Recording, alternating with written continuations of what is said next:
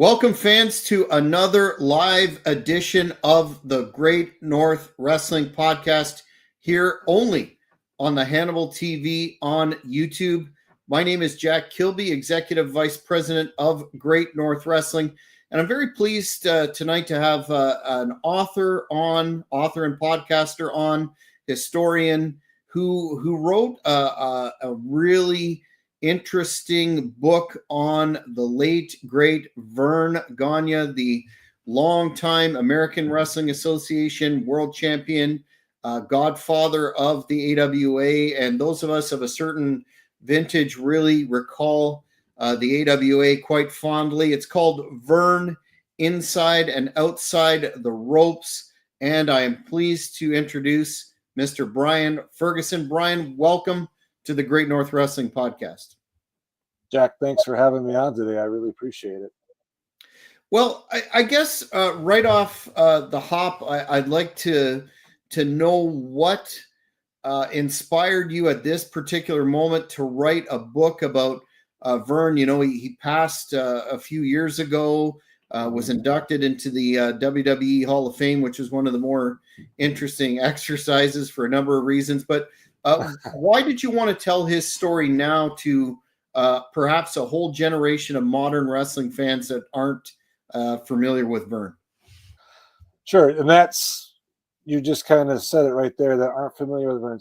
I grew up, I was born in 70, so I grew up, in the 80s, and AWA, where I'm from, was born and raised in Wisconsin, upper northwestern Wisconsin. So we had the AWA, and Verne Gagne, when I was a kid, was the king. Him and Nick Bockwinkel, those were the two. And I just through the years, when the territory started dying off in the late 80s, in the 90s, his legacy really has never been brought forward for people to read about and see. Yes, he was inducted in 2006 into the WWE Hall of Fame, but he's also been inducted in many other wrestling Hall of Fames. The Pro Wrestling Hall of Fame that was in Wichita Falls now is gone. But he went to the International Wrestling Hall of Fame up in New York last year. Greg Gagne took that. He was inducted in Waterloo, Iowa, Newton, Iowa, back in '99 into the Pro Wrestling Hall of Fame there. And I just think his legacy has just been, I wouldn't say forgotten, but kind of faded, especially in recent years. And in, Hulk Hogan's so well known, Ric Flair. Well, guess who put those guys really on the map first before? It was Verne Gagne. Verne Gagne trained Ric Flair. Verne Gagne really brought Hogan to the mainstream event status, basically. But I decided in 2021, a good friend of mine, George Shire, you may know who he is. He's a big historian as well. I talked to George. I said, I can't believe a book has never been written about Verne. And he is such a legend, both in amateur collegiate wrestling and professional wrestling, and a tremendous athlete.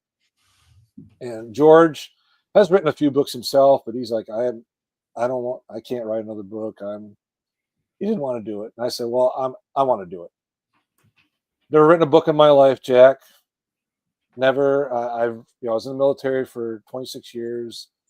I've written, volumes of like orders and stuff like that, but never a book. So I took on the challenge, and I did a lot of research, and I got it done I finished it last August and got it published in late December. And I'm Greg has read it, and it was very pleased with it.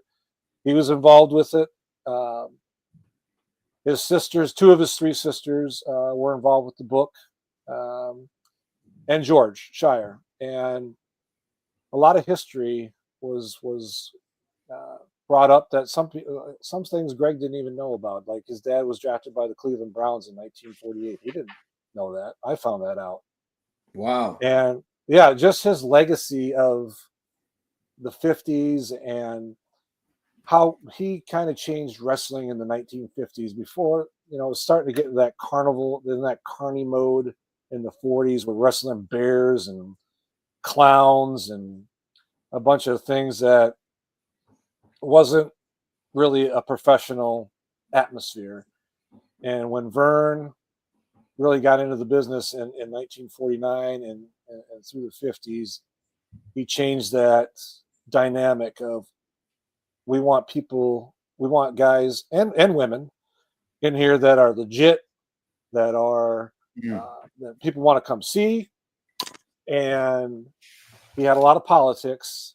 And if you want to get into that, we can. I don't want to get off my soapbox, but the reason is that Verne Gagne was as big, in my mind still is, as Hulk Hogan, Ric Flair, John Cena, The Rock.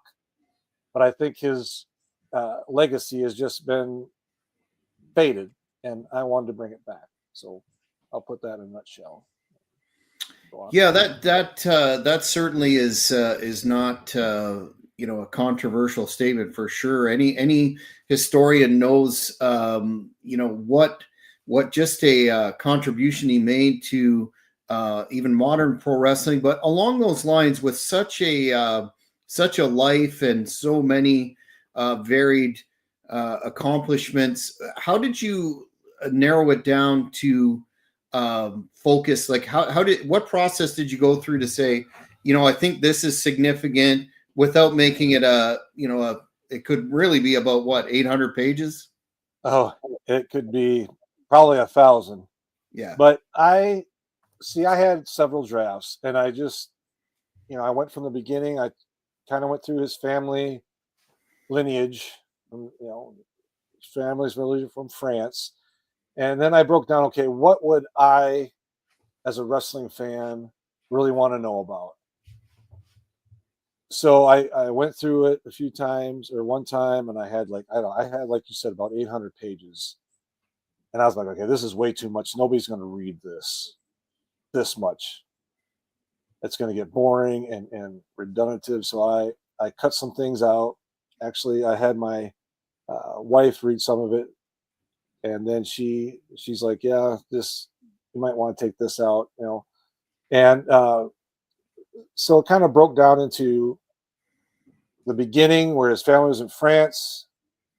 They moved to Canada, or New France then, down into Minnesota. And I skipped some generations there because it's kind of the same stuff. And then really it got going when his father was born, because his father was 9 of 11 kids. And this was in 1898 he was born. And he was the 17 years younger than his oldest sibling. His father was. So then I went, World War One. His father wasn't in it, but met a girl. Then I went into Verne's kind of his family life. His family life, if you read the book, isn't the greatest as a child. It is not very good.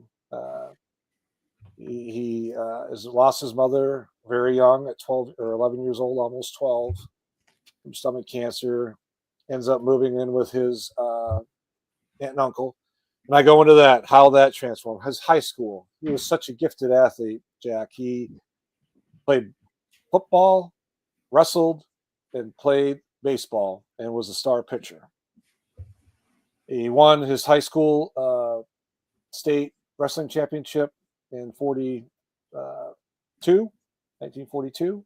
And then he went on to college. He wasn't even going to go to college. And I talk about his college years. Most people don't even know this. Like, he did not play football for 2 or 3 years, actually. World War II, he went into the Marine Corps, was a combat conditioner. So I talk about that, some stories in there about that. Played for the El Toro Marines football team. I talk about that. Comes back to Minnesota, but his academic year, 1947, he didn't play football. He was academically ineligible. He didn't even play, but he still got drafted by the Chicago Bears. Didn't even play. Didn't play it down. Still drafted. That's an accomplishment. Yeah, I mean, that would never happen probably today. If it did, it would be a heck of a athlete like Verne was. Verne was also the first 4-time NCAA, or not NCAA, but correction, Big Ten, not known then as Big Nine, wrestling champion, 4 consecutive in different weight classes too. So I then talk about his. He gets married in '48. Several months later, they have their first child, Greg. He's still in school. He's trying to figure out what he's going to do. He went to go play football. Got traded from Bears to the Packers, and unfortunately, the Bears. Their first game was coming up between the Packers and the Bears. It was the first game of the year, 1949. But the Bears would not release the rights to Green Bay to have him as a player. So he got cut, but he continued wrestling because wrestling made more money.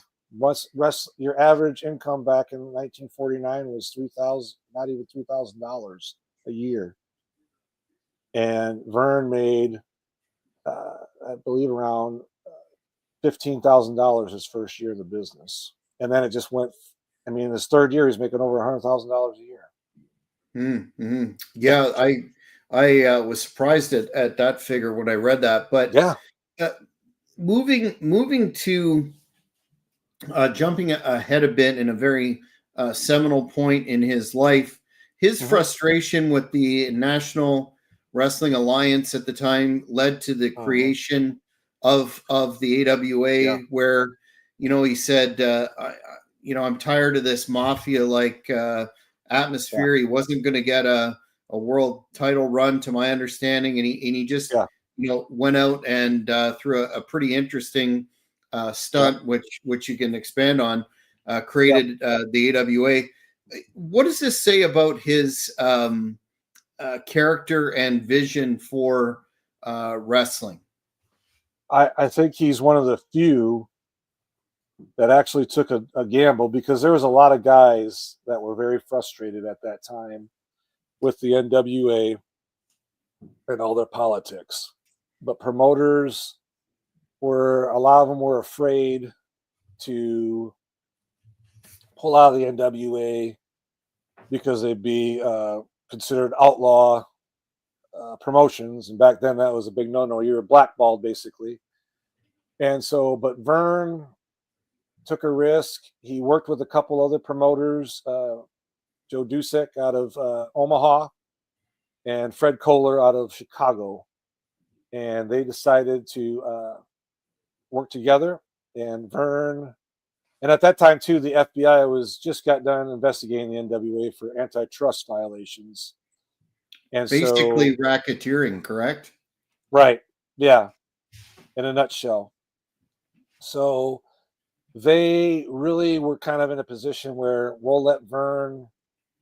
He bought Minneapolis territory from Dennis Stecker in late '59, early 1960. Him and Wally Carbo became partners, and it just took off from there. And Verne knew talent, so all his buddies that were frustrated, he said, "Come work for me and Wally, and we'll get you paid well, and you're gonna get some exposure and some title reigns and things like that." And it took off.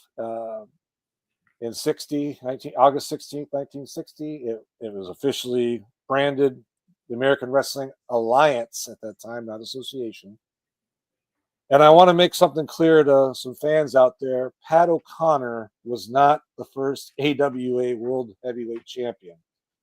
It was a storyline of Verne challenged the NWA World Champion, Pat O'Connor, at the time, to 90 days he had from, I believe it was May 16th to August 16th. If that challenge was not met, they would crown their own World Heavyweight Champion, the AWA. And that's exactly what happened. Verne was crowned the first AWA World Champion August 16th, 1960. But that was never realistically going to be a match, correct? Right. That was a big storyline. Verne knew it. The NWA knew it. They kind of just went with it. Again, they were under some heat still from the antitrust suit that the government brought onto them. So they were just trying to not make much waves. So it worked out for Gagne and Carbo and for a lot of guys. I mean, and he also realized at that time during the early to mid 60s, Gagne was smart enough to know I'm going to lose my belt for a month and I'll get it back. Keep it kind of fresh and exciting, because back then the NWA still, and they did later on as well, but they had champions for years, 4 years, 5 years. Thez was a 6-time world champion, but he held the belt for like 4 or 5 years at a time. And Verne didn't want things to get stale or so he would switch it off with Crusher and Dr. X, Mr. Bill Miller. Vachon had the belt for 3 years in the 60s, 3 years straight, other than like a month or two where he lost it to Crusher, just again to keep it straight. But it was a storyline was Verne was chasing the title. He was going to get it back. Mm-hmm. He did. He got it back in 68, finally.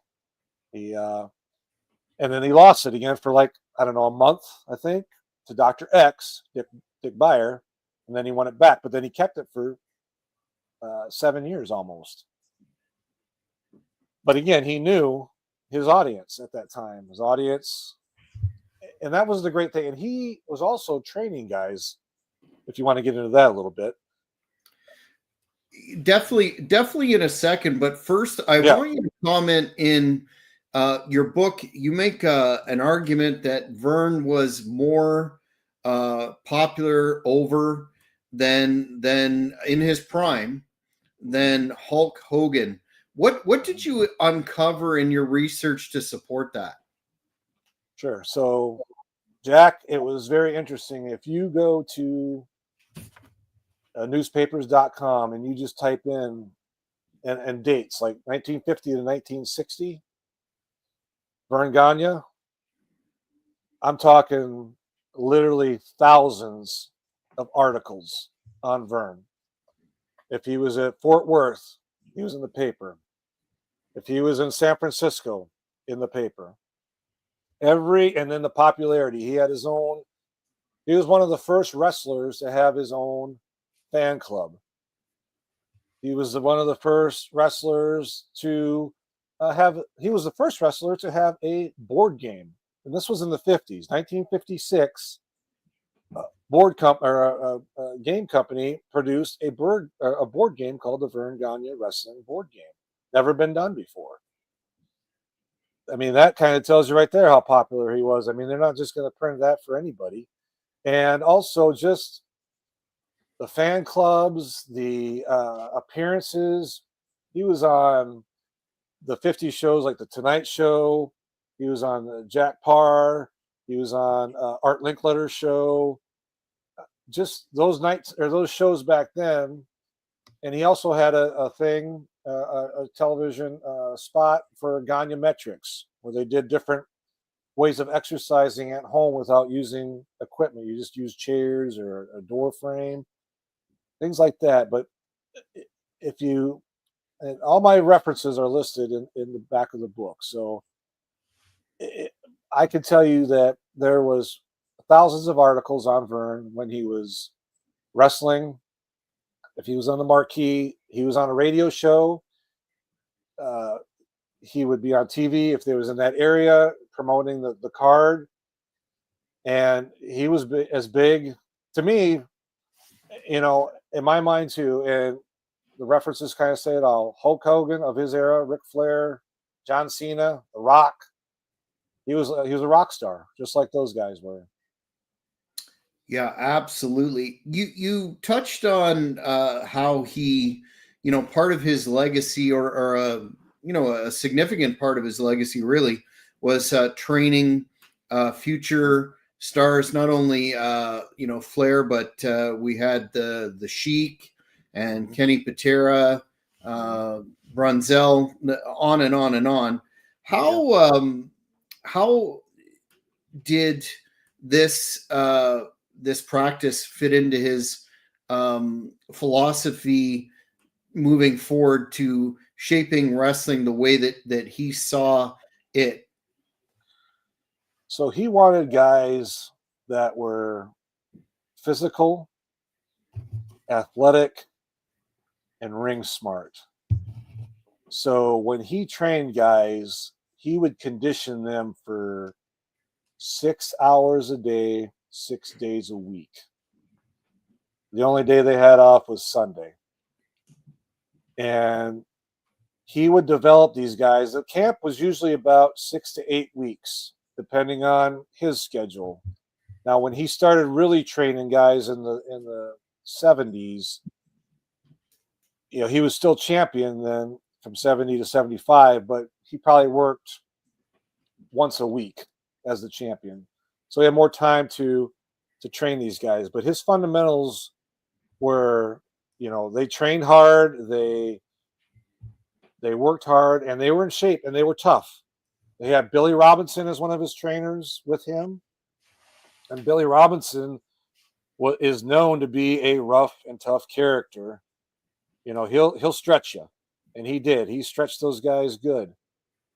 But in the end, right now, the charisma and all that, the TV interview stuff, that came a little bit later. But as far as the fundamentals, and in the book it talks about it, 95% of those guys went on to main event status.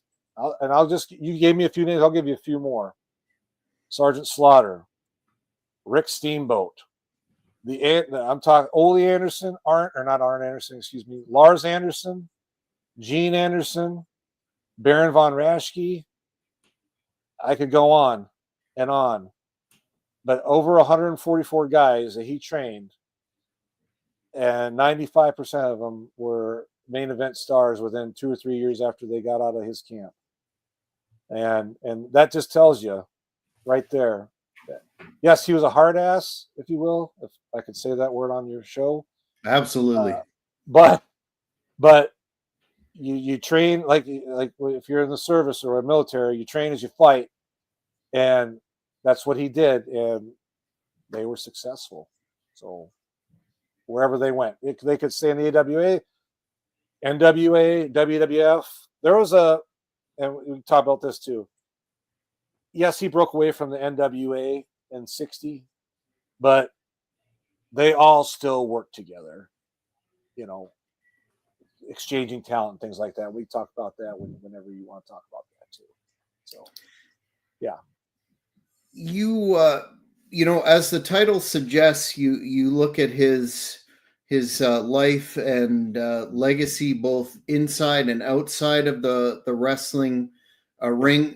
He had some real personal struggles, especially towards the end of his life, but even before that, business wise. How did you balance the professional triumphs with the personal struggles in the book? So in the book, we talk about his personal struggles with the eminent domain case. That was probably the toughest thing he ever had to go through. But he also, when people I talked to that worked for him, Greg and Jimmy Brunzell, Tara, and some other guys, he didn't ever let on that he was in this kind of heat and trouble. Only Greg knew about it because that's his son. But I mean, the other guys, they knew about it later, but he never let on. He always let on like everything is great. We're making money. His personal life, he never let bleed into his professional life. And that says something, because when you read the book, and I break down the eminent domain case, especially because it started in the early 80s and went on for over 10 years. that could take down any person, man or woman, that is running a major promotion like that and just always having those struggles. But he, What? Sorry, just I don't mean yeah, to interrupt, but I'm thinking oh, maybe go ahead. the fans watching, if you could just summarize that in a couple of sentences, what that Sure, entailed and just how devastating that was to Verne's bottom line. sure. So the eminent domain case, basically what happened was he had a lakeshore property that built his dream house on, and the state of Minnesota wanted to build a huge state park on that land. And Verne and some other people weren't going to sell their property because they weren't giving them enough the value of it, and two, they didn't want to move. They wanted to stay there. And basically, what happened was the state of Minnesota took the case, or I'm sorry, the village or the Twin Cities basically took the case all the way to the Minnesota Supreme Court, got in their favor. He lost his eminent domain case, uh, and he had to.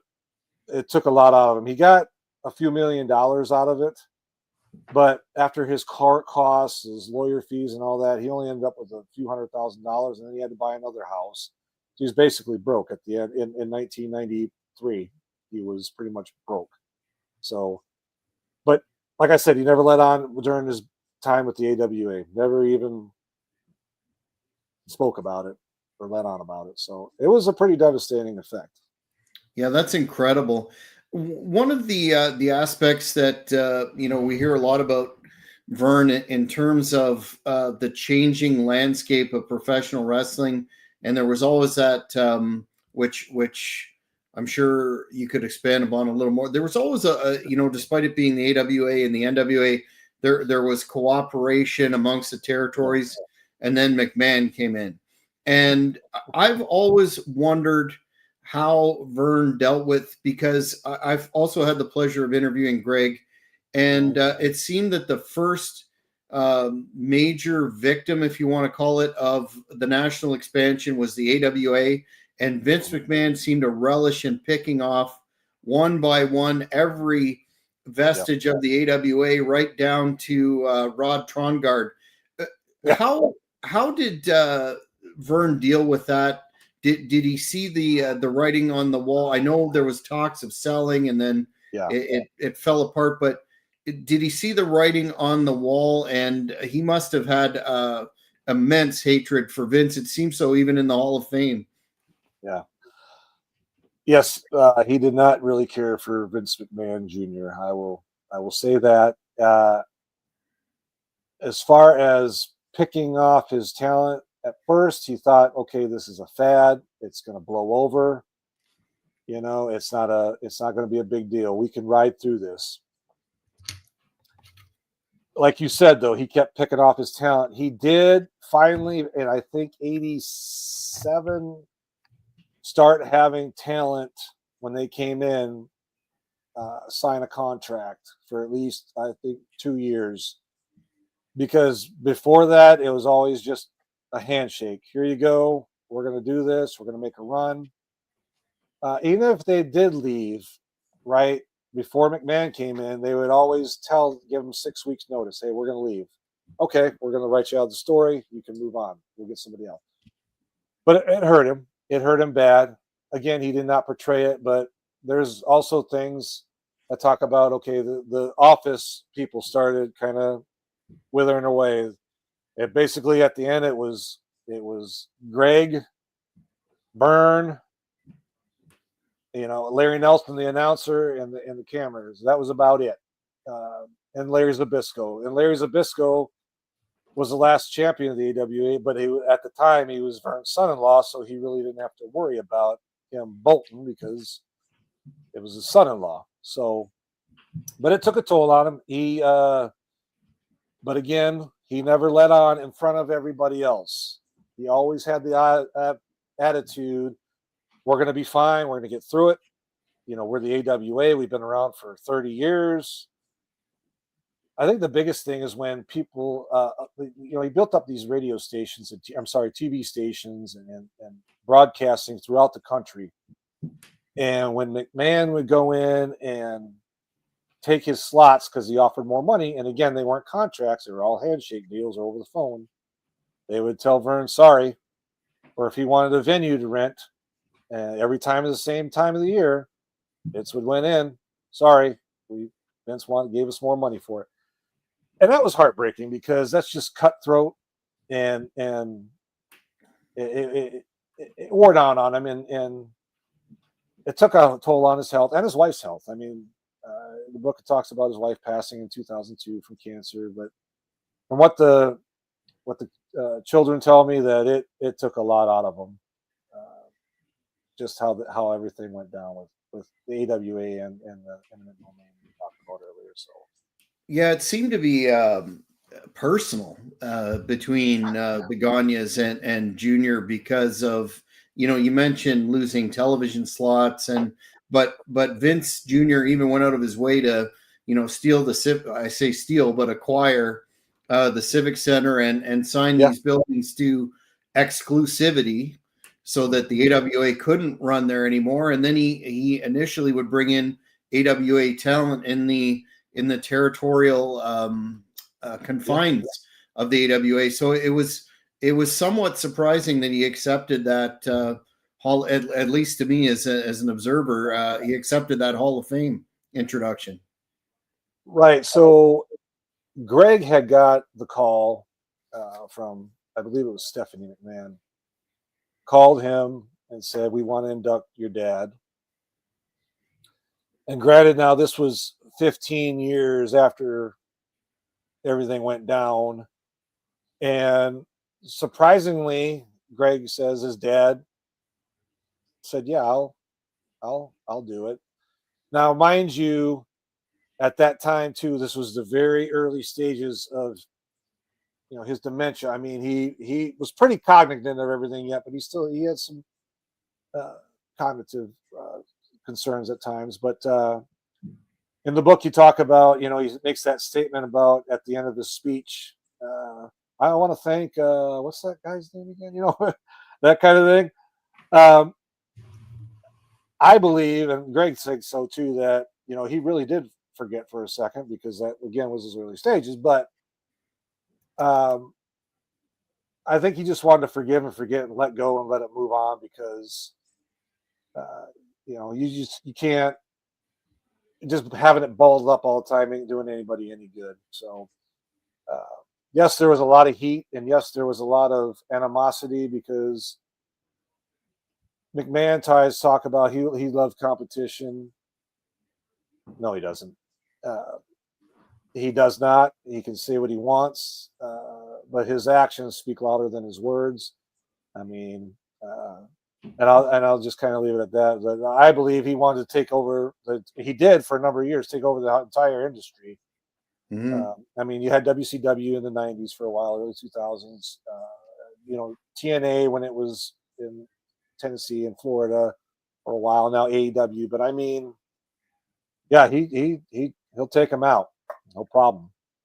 And, yeah, I found it ironic when Vince was in that heated period with WCW that he was complaining about talent being rated when he basically pioneered that practice, and again. The AWA suffered greatly from that. Sadly, I know you did a number of interviews with family and former talent. Yeah. What about those interviews kind of surprised you? Did you acquire some insight from those folks that really played a central supposition in your book? Sure. His family absolutely, adores him, which, is expected. But all the kids told me the same thing. They were not entitled. They were not given anything per se. They had to work for it. And so there's a perception out there that Greg was, got over in the AWA because he's Verne's son. It's not true. He worked his tail off, and if Verne didn't think he was good enough, he wouldn't have been on there. And Verne was very tough on. He was tough on Greg and any other wrestlers. And other wrestlers will tell you that too. They kind of felt sorry for Greg at times because the way his dad treated him at times. But all the wrestlers that I spoke to always said two things about Verne. He paid well, and he gave you time off when you needed it. In the summertime, they usually got 6 weeks off for family and stuff like that because families wanted to go outside and stuff back then. Now, I would also say Verne was at times very difficult to work with as far as if they wanted to do something on a storyline and they ran it past Verne, he might have said, no, we're not doing that, without really discussing it. But and all the guys that trained with Verne, yes, they said it was difficult, challenging, and they wanted to quit a million times. But the end result was they knew if they got trained under him, they'd be trained right. So those are the things that I got out of that, and that how much well respected he was, not just by fans of wrestling, but in the community of the Twin Cities. He did so much charity work for nonprofits. He did wrestling clinics at high schools, and he'd have his wrestlers that were actually collegiate wrestlers that wrestled professionally. He'd have them go there, like Brad Ringens and some guys like that would go in there and work with these kids. He would do charity golf events for different organizations. He was a big booster for the University of Minnesota on their collegiate wrestling and football teams. He would donate thousands of dollars for those programs and just do a lot of events for different organizations. And the Vikings, the North Stars, when they were there before they became the Wild. I mean, he did a lot of work under the radar that people don't know about that in that era, where he gave back because he knew when he grew up, he suffered. He didn't have a lot of people doing things for him. They didn't have Boys Club and all these other nonprofits back then that did a lot of work for kids. And he gave back to that because he knew what it was like not to have things. And so, yeah, he did a lot of work. After doing such a deep dive into his life and his career, one of the criticisms of Verne that pundits still talk about to this day is the fact that he failed to change with the times. He had a very specific business philosophy, and then the whole rock and wrestling, WWF, pop culture deal came forward, where it was less about, as you say, athletic, legit athletes that could perform in the ring, towards more of the cartoony stuff. And then by the time he kind of realized that, I have to make some adjustments, and we think about Wrestle Rock and some of the things the AWA attempted, it just kind of fell flat, like the horse had left the barn. Do you think that stubbornness that some folks say Verne exhibited was his downfall by failing to change for the times? I think yes, and I'll tell you, I think if Verne really would have looked back at what he did when he was 25 years younger and had that same mentality, you've got to change with the times and give people chances, not just because, Verne, like I said before, NWA politics, they thought he wasn't big enough. And great wrestler, but they didn't think he was big enough, didn't have quite the look they wanted. So he started his own promotion. And I think if Verne really would have, they built up Hogan at that time with Bockwinkel as such a huge star. I really believe that if he would have, the night of when they, in November of '83, if that belt I'm sorry, April of '83 when they did the Super Sunday. If they would have gave the belt to Hogan that night and just held it for 6 months, and they lost it back to Bockwinkel, I think that would have changed a lot today of that wrestling and today. And I think that also there's a lot of myths out there that Hogan won or Gagne wanted 50% of Hogan's revenue from T-shirts and all that. That's not true at all. Yeah. And I've got multiple sources from that. I mean, Greg had me on the phone with a bunch of guys that were doing all the promotions and stuff back then for the T-shirts and all that stuff. Verne got, I think, after everything, he got, I think, 10%. And that's after all the expenses are paid for everything that's done. So he didn't get a lot. I mean, he got 10%, but all these people, oh, he got 50% or he wasn't going to do it. That's not true at all. And you're right. He should have changed. Even Greg came to him a few times, said, "Hey, I think we need to make a adjustment." And Verne's like, "No, this is a fad. It's going to go back to the way it was." And unfortunately, he was wrong. Now he held on for another 4 or 5 years. 91 they closed, and that's only because of that property, that eminent domain. But he still owned it. He could borrow money on it still, and keep the AWA afloat. But after about 85, it started really going down, and it was quite unfortunate that how it went down. But if he would have changed and a little bit.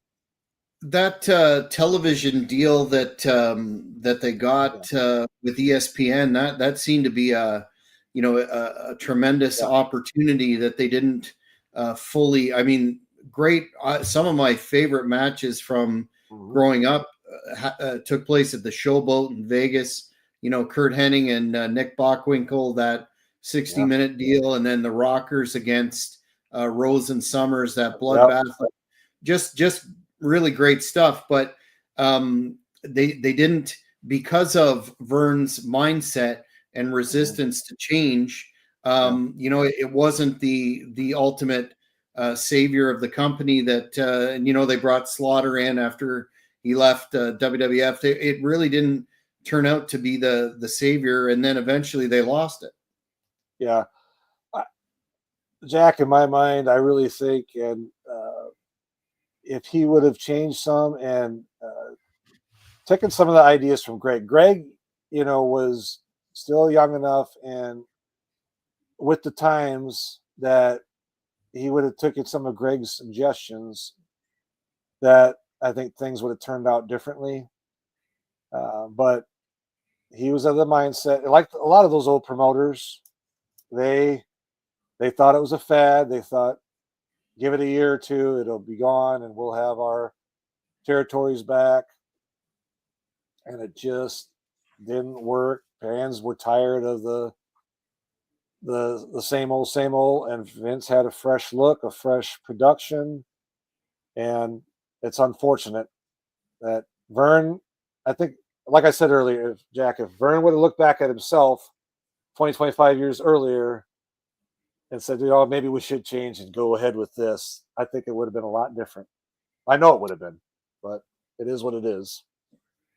Yeah, you're not the only individual that thinks that the AWA could have still been around today, unfortunately. So looking at how much the world has changed since Gagne's era, what lessons from his story do you think still resonates in the professional wrestling business, and how do you think? And I know this is always a very difficult question, but if you had to, boil it down, what do you think his still enduring aspect of his wrestling career would be to this moment? So I think his legacy, what you were referring to, the first part, was really he was the kind of the pioneer of the wrestling on television in the golden era of the 50s. I mean, he was on the Dumont Network every week, and that was broadcasted out of Chicago, but it was national. And he was, when he went to form his own organization, he knew television was the key. You had the big matches at the venues and stuff, but he knew television was the key. And I think how he laid that out, yes, in the beginning it was fresh and everything, but people got ideas off of that, and they improved on that, like McMahon did. I think how he his wrestling, how he brought in people and the different characters. There wasn't just a one size fits all. He brought in guys like, Bull Brzezinski. I don't know if you remember him, that truck driver from the 70s. Sergeant Slaughter, Rene Goulet. He was Sergeant Jacques Goulet for a while, the French Foreign Legion. The Sheiks. I mean, that was in an era when, today that would be totally unacceptable. But 40 years ago, even when the Iran-Contra or Iran hostage situation, he said, we'll try this Sheik thing. So different characters, different ways of approaching things, I think are still in that mindset of today. I think training wrestlers has gotten, yes, it's more scripted now, but I believe the fundamentals really that Gagne laid down bear over in today. I know some guys that trained under Verne today are doing some things that train people, and I think that's the shift now. And the shift too is the eye candy stuff. Yes, it's still around, but the 90s and 2000s it was really big. It was like flashy, flashy, flashy, flashy. It's still there, but there's also now coming back to some fundamentals, some interview skills and things like that. And I think Verne Gagne left a lasting impression that you can make something really out of nothing and be really successful at it. And in the professional wrestling business, he really made his mark because he's legit. And when you're legit, you're it, if he's will. And I just wanted to bring that back because, like I said, I think his legacy has been faded so bad in the last 15, 20 years, especially. He was one of my childhood heroes growing up. I'll be honest. I looked at Verne Gagne as a hero, and Nick Bockwinkel, because I'm from there, as a guy I couldn't stand. And it was matches made literally in heaven, like they are now. And I hope that answered your question, but I think he's left a lasting mark. I mean, he's been inducted in so many Hall of Fames that he's had to leave a life legacy. And yeah, so I'm really hopeful this book will get fans out there and reading it and realize what a impact he had on the business. So what, I know you're a podcaster, and we're going to talk about where fans can find you and most importantly, where they can get the book, which I would encourage all the Hannibal TV viewers to grab. This channel, part of its mission statement is to document the history of the business, and I agree. This is a topic and an individual that probably the time was very right to reinvigorate his profile with the public. But do you have plans for any other books, wrestling or non-wrestling? Where do you go from here? So no, right now my wife and I are actually full-time RVers. We've been doing it we just started about a month ago. And I will be in Waterloo, Iowa at the Pro Wrestling Hall of Fame in July. And as a fan, I'm sure some people will be there that want the book, so I'll bring some copies of the books and stuff for them. But I have no other plans to write a book. This took a lot of time and effort. It took 2 years to write, and I enjoyed every second of it, but it took a lot of time away from my wife and family. But it was worth it in the long run to me. But no, I have no other plans right now to write another book. If I do, I'll let you know. And but wrestling, like I said, I still attend wrestling events. I I do a lot more indie stuff now because indies have gotten a lot better in the last 10 years, especially, I believe. Before that, from like first, 2000s and stuff, they were kind of a whirlwind, if you will. They were not very professional, in my opinion, but they have really turned it around the last 10 years. And I always get excited about when I'm in an area and I can see something. And 9 times out of 10, I enjoy the product of the indies. And yeah, so what was the other part of your question? I'm sorry. No, just if you were going to do anything else, but you answered that. Where can the fans find you on social media? And if you have a copy of the book there, hold that sucker up. Where can they get the book? Okay, so the book, Verne, Inside and Outside the Ropes, it's online at Amazon, Barnes and Noble, Lulu Press, and Kobo Rakuten. So just if you go to those sites, just type in Verne Gagne or Verne Inside Outside the Ropes, and it should pop up. Sometimes you have to type in my name, the author, Brian Ferguson. Just type that in; it'll pop up as well. The book, paperback, hardcover, however you want to say it, is $19.99. And the ebook, there's an ebook version as well, and that's $7.99. And that goes to your Kindle, your Barnes and Noble, your Nook. But it's the back, I'll show you. It's got a bunch of pictures of Verne, his family, different eras. And I will say this, Jack, this book, at least every other page, if you're a guy like me, you don't like to just see words all the time. There's pictures about every other page. Perfect. So you won't get bored and from just reading words. I really enjoyed the book, writing it about a man that really faded in the recent years, and I wanted to bring it back. So yeah. Well, go ahead. Sorry, no, go ahead. No, I was going to if you want to talk about the other stuff with social media, I can bring that up too. Yeah. Hit the audience with that for sure. Okay, so I do a podcast. It's called Bumps and Thumps. It's on YouTube. I haven't done one recently, but I am going to be doing another one this week, and it'll drop here Monday, the 13th. I'm sorry, the 10th. And but that's on YouTube. We have Facebook, Twitter, and Instagram. Just type in Bumps and Thumps. It's on there. My personal page, Brian Ferguson. You'll see there's a bunch of them, but you'll have to scroll down. You'll see a picture of my wife and I. That's us. So yeah, if you want to reach out and get in touch with me, please go ahead and do so, and I'll try to reply back as soon as I see it.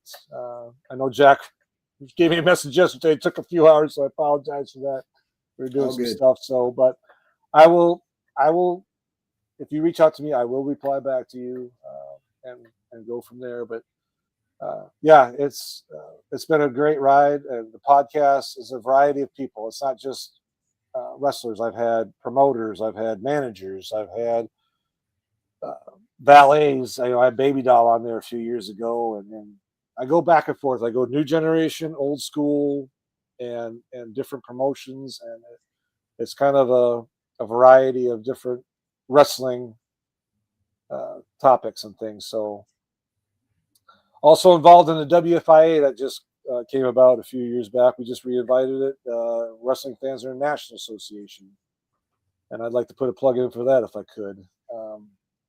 We're starting out again. We plan on having a convention in hopefully in St. Louis in 2026. But go to the WFIA.org to get more information if you want to become a member. And there's also a Facebook page. Just type in the WFIA and it'll pop up. So, well, Brian, I want to congratulate you on the book. Highly recommended to the viewers here, and we'll keep in touch in case you change your mind and you decide to go out one again. But I want to really thank you for a very interesting interview and coming on the Great North Wrestling Podcast today. Jack, it's been my pleasure, and I've enjoyed our conversation. Hopefully I wasn't too long-winded, and Absolutely not. I really enjoyed this podcast. I've watched it live and later on YouTube and stuff, and it's a great platform and a great podcast. I really enjoy it. So, wrestling fans, if you haven't subscribed, do it. Well, I really appreciate that, Brian. And along those lines, fans, if you haven't already, please subscribe to the Hannibal TV. We're hitting over 420,000 subscribers. Wow. Big things happening on the channel. Hit the like button if you've liked this video. Most importantly, the notification button so you don't miss out on any great content such as this interview. But until next time, I'm Jack Kilby. Take care, everybody. Thank you for watching the Hannibal TV. Please like this video if you enjoyed it and click the subscribe button to not miss any of